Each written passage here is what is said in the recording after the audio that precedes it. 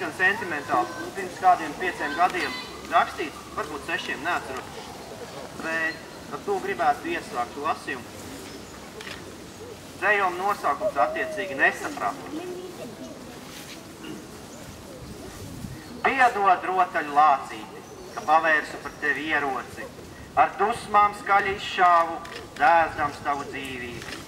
Pienāk dienās stundas, kad neviltotas jūtas, pārņemdamas sirdi, iedur kā ar tunci.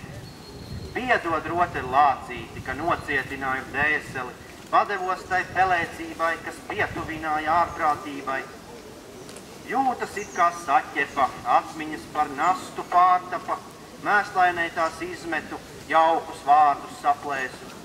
Piedod rotaļu lācīti, ka pametu naivo sapnīti, gadu gadiem lolotu, rupji atstāju tevi nodotu.